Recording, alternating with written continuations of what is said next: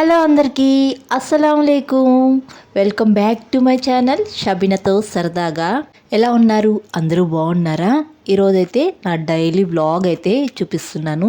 ఈ రోజైతే మా ఆయన కష్టాన్ని నేను బొగ్గులు చేశాను అనమాట. అంటే వృధా చేశాను. ఏం చేశాను ఏంటి అనేది వీడియో చూస్తూ ఉండండి, చూపిస్తాను, అలాగే చెప్తాను. ఇంకేడైతే మా ఆయనకి కటింగ్ అప్పగిచ్చేసాను. ఇక్కడ కట్ చేయమని చెప్తున్నాను ఆనియన్స్. ఇంకా పిల్లలకైతే ఆఫ్టర్నూన్ హాలిడేస్ ఇచ్చేసారు కదా, ఇంకా వీళ్ళు ఆఫ్టర్నూన్ వస్తారనమాట. ఇంకా ఏదైనా ఒక కర్రీ చేయాలి. ఇంకా నేను మామిడికాయలు తెచ్చుకున్నాను. ఇంకా మామిడికాయ చట్నీ అయితే చేద్దామని చెప్పేసి ఇక్కడ మా ఆయన దగ్గర మామిడికాయ ఇచ్చి అన్నీ కట్ చేయించుకున్నాను అనమాట. మన ఊర్లో ఉంటే మామిడికాయలు కొనాల్సిన అవసరం లేదు.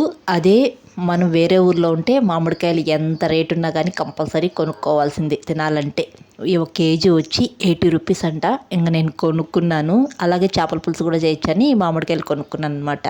ఇంకా నేను ఎక్కడైతే చికెన్ తెచ్చారు మా హస్బెండ్ హలీం చేయమని చెప్పేసి చాలా ఎక్కువ క్వాంటిటీలోనే చేస్తున్నాను. ఎందుకంటే వాళ్ళ కొలీగ్స్ అయితే వస్తారని చెప్పారనమాట. వాళ్ళకి చేసి పెట్టాలి అని చెప్పి అన్నారనమాట మా హస్బెండ్. ఇంకా అందుకని వాళ్ళ కొలీగ్స్ కోసం, అలాగే నాకు తెలిసిన వాళ్ళు ఉంటారు కదా మా ఇంటి ముందర, వాళ్ళకి కూడా ఇద్దామని చెప్పేసి ఇంకా ఇక్కడైతే ప్రిపేర్ చేస్తున్నాను. ముందుగా అయితే చికెన్లో మసాలాలన్నీ వేసి కలిపి పెట్టుకునేస్తున్నాను. నేను రంజాన్ నెలలో ఇది సెకండ్ టైం చేస్తున్నాను చికెన్ హలీము. ఫస్ట్ టైం చాలా బాగా కుదిరింది. సెకండ్ టైము ఇది మళ్ళీ ఎక్కువ క్వాంటిటీలో చేస్తున్నాను అనమాట. రంజాన్ నెలలో నేను వీడియోలు పోస్ట్ చేసేటప్పుడు ఫస్ట్ ఈ చికెన్ హలీమే చేసి పెట్టాను. మంచి రెస్పాన్స్ వస్తుందేమో అనుకున్నాను. చాలా డిసప్పాయింట్ అయ్యాను. అసలు వ్యూస్ లేవు, లైక్స్ లేవు. అసలు చూసిన వాళ్ళన్నా లైక్స్ ఇస్తారంటే అది కూడా లేదు. చాలా డిసప్పాయింట్ అయ్యాను. ఒక వీడియో తీసి పెట్టాలంటే దానికి ఎంత టైమింగ్ పడుతుంది, ఎంత కష్టంగా ఉంటుంది కదా. అవన్నీ మనం కష్టపడి చేసినా కానీ నాకైతే నా కష్టానికి తగ్గట్టు ఫలితం ఎప్పుడూ రాదు. ఇది కూడా అలాగే అయిందనమాట. హలీం మాత్రం చాలా బాగా కుదిరింది. కానీ చూసిన వాళ్ళు మాత్రం లైక్స్ మాత్రం అస్సలు ఇవ్వరు. అలా అని వ్యూస్ కూడా రాలేదన్నమాట. ఆ చికెన్ హలీము టేస్ట్ బాగున్నా కానీ వ్యూస్ రాలేదు. చాలా డిసప్పాయింట్ అయిపోయాను. మీరు చూసిన వాళ్ళు అలా వెళ్ళిపోకుండా ఒక లైక్ చేసి వెళ్ళండి. లైక్ చేయడం వల్ల ఇంకొంతమంది ఆ వీడియోని అయితే చూస్తారనమాట. కొంతమందికి వెళ్తుంది అంతే అనమాట. ఈ వీడియోని కంపల్సరీ లైక్ చేసి చూడండి. ఇంకా ఇక్కడైతే మా ఆయనకి ఆనియన్స్ కట్ చేయమని చెప్పేసి ఇచ్చాను కదా. మా ఆయన ఆనియన్స్ చాలా బాగా కట్ చేస్తారు. సన్నగా చాలా బాగా కట్ చేస్తారనమాట. ఒక 1/4 కిలో ఆనియన్స్ కట్ చేయమని చెప్పాను. ఎందుకంటే హలీంకి ఆనియన్స్ ఎక్కువ వేసి చేసుకుంటేనే చాలా బాగుంటుంది. కటింగ్ చేసిన తర్వాత మా ఆయన తీరిగ్గా మూవీ పెట్టుకొని చూస్తూ ఉన్నారనమాట. నేనేం రా అంటే ఇంకా ఆనియన్స్ మా ఆయన కట్ చేసిన తర్వాత కొంతసేపు అలాగే పెట్టేసి తర్వాత ఆయిల్లో వేయించేద్దామని చెప్పేసి ఇక్కడ వేయిస్తున్నాను. నేను ఫస్ట్లో ఆయిల్ వేసిన తర్వాత గుర్తొచ్చింది అనమాట. అయ్యో ఎయిర్ ఫ్రైలో వేయించుంటే బాగుండు ఆనియన్స్ అని చెప్పేసి అనుకున్నాను. ఎందుకంటే ఈ మధ్య చాలామంది వీడియోస్ పెడుతున్నారు కదా, ఎయిర్ ఫ్రైలో ఆనియన్స్, ఫ్రైడ్ ఆనియన్స్ చేసి పెడుతున్నారు. చాలా బాగా వస్తున్నాయి అని అన్నారు కదా. నేను కూడా ట్రై చేస్తుంటే బాగుండు అనిపించింది. కానీ అప్పటికే బాండీలో ఆయిల్ వేసేసాను. ఇంకా అందుకని ఆనియన్స్లో ఉప్పు కలిపేసి ఆయిల్లో వేయించేస్తున్నాను. ఈ ఆయిల్లో ఫ్రైడ్ ఆనియన్స్ చేసుకోవాలంటే కొంచెం టైం పడుతుందన్నమాట. స్టవ్ దగ్గరే ఉండి నిదానంగా చేసుకోవాలి. లేకపోతే అటు ఇటు వెళ్ళినా కానీ కొంచెం మాడిపోతాయి అన్నమాట. ఎయిర్ ఫ్రైలో అలా కాదు, టైం సెట్ చేసి పెట్టేసామంటే ఆ టయానికి అదే ఆఫ్ అయిపోతుంది. మా పిల్లలైతే స్కూల్ నుంచి వచ్చేసారు. ఎన్ని కబుర్లు చెప్తున్నారో. ఆఫ్టర్నూన్ లీవ్లు ఇచ్చారు కదా, ఎగ్జామ్ పెట్టారంట. మా ఖుర్షీద్కి, బబ్లుకి ఇద్దరికి ఎగ్జామ్స్ జరిగాయంట. ఖుర్షీద్ ఏం చెప్తే దానికి ఎక్కువగా 2 మాటలు అయితే మా బబ్లు చెప్తాడు. డాడీ నేను ఎగ్జామ్ బాగా రాశాను అని ఖుర్షీద్ చెప్తే, బబ్లు అయితే డాడీ నేను ఇంకా బాగా రాశాను ఎగ్జాము, నేను ఒక్కటి కూడా వదలకుండా రాశాను, 25కి 25 వస్తాయి నాకు అని చెప్పేసి ఖుర్షీద్ కంటే బాగా రాశాను అని చెప్పి ఎక్కడ తగ్గకుండా మాట్లాడుతున్నాడు. మా హస్బెండ్ అయితే వాళ్ళకలానే అలా చూస్తూ ఉండిపోయాడు. వాళ్ళ మాటలకి ఇంకేం మాట్లాడలేకుండా అలా చూస్తూ ఉండిపోయాడు. ఇంక వీళ్ళు వచ్చేసారు కదా, వీళ్ళకైతే రైస్ పెట్టేశాను. ఇంక వీళ్ళు మాట్లాడుతూ ఉంటే అక్కడ నేను ఆనియన్స్ పెట్టాను కదా, మర్చిపోయాను అనమాట. కంప్లీట్గా మర్చిపోయాను. ఇంక వీళ్ళు మాటలే వింటూ నవ్వుకుంటూ ఉండిపోయాము. ఇంక వీళ్ళకైతే రైస్ పెట్టేశాను. వేడిగా ఉన్నప్పుడే తింటే బాగుంటుంది కదా, పుల్ల పుల్లగా కారం కారంగా బాగుండిందంట. నేనైతే రోజా ఉన్నాను కాబట్టి టేస్ట్ చేయలేదు. ఖుర్షీద్ని అడిగాను ఉప్పు కారం కారం సరిపోయిందని చెప్పేసి సరిపోయిందని చెప్పాడు. ఎటు చూసారా బొగ్గులైపోయాయి ఆనియన్స్. మా హస్బెండ్కి చూపించానంటే ఇంకా మామూలుగా తిట్టారనమాట. అందుకని చూపించలేదు. మా ఆయన కష్టాన్నంతా ఇలా బొగ్గులు పాలు చేశాను, వృధా అయిపోయింది. ఇంకా మా ఆయనకు తెలియకుండా నేను మొత్తం తీసేసాను. మా హస్బెండ్కి అయితే చూపించలేదనమాట.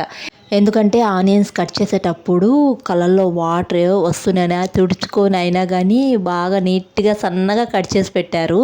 ఇంకా హలీం చేయాలి కదా అంటే ఓపికగా కట్ చేసి పెట్టారనమాట. నేనేం రా అంటే మర్చిపోయి స్టవ్ మీద పెట్టేసి ఇలా బొగ్గులు చేసి పెట్టేశాను.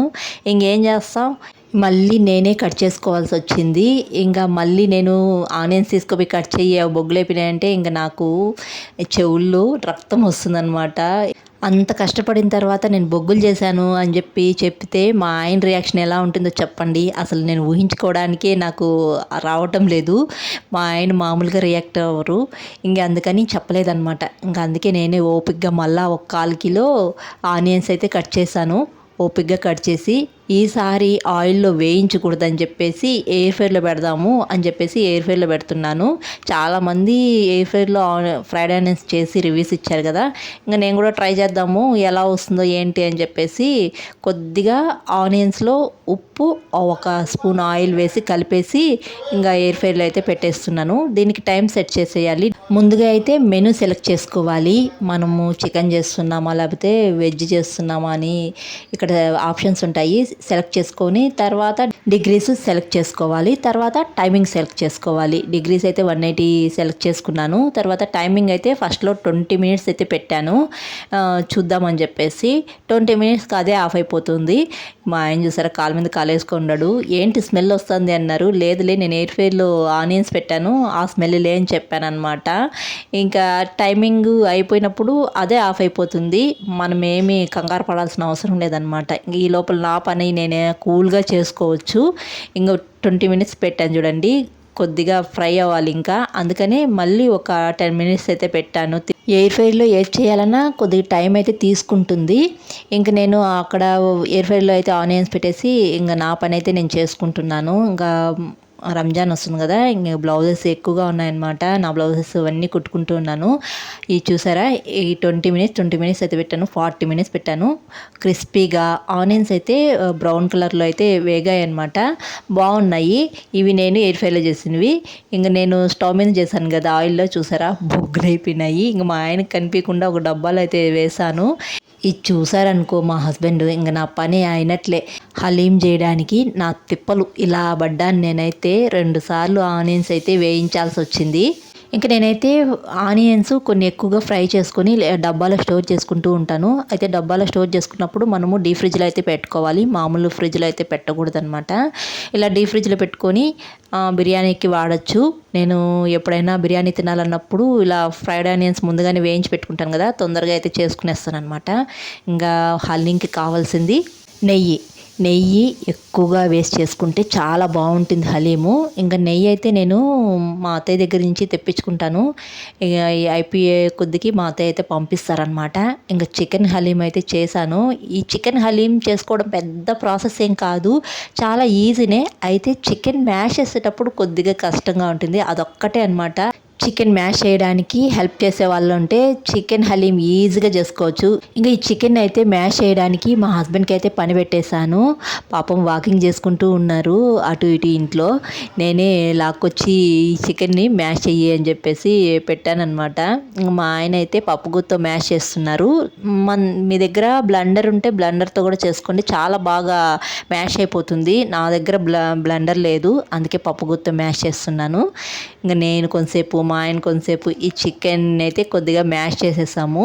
ఇది ఒక్కటే అనమాట మనకు కొద్దిగా కష్టము చికెన్ హలీంలో మ్యాష్ చేసుకోవడము. తర్వాత అంతా ఈజీ ప్రాసెస్సే. నేను ఆల్రెడీ చికెన్ హలీము రెసిపీ అయితే ఫుల్ వ్లాగ్ అప్లోడ్ చేశాను, చూడండి. ఈ వీడియో కింద డిస్క్రిప్షన్లో లింక్ ఇస్తాను. పెద్ద ప్రాసెస్ ఏం కాదు హలీం చేయడము, చాలా ఈజీగా చేసుకోవచ్చు. పక్క కొలతల ప్రకారం అయితే చెప్పాను వీడియోలో, అయితే మీరు కూడా ట్రై చేయొచ్చు. ఈ రంజాన్ నెలలోనే కదా చికెన్ హలీం అనేది చాలా ఫేమస్.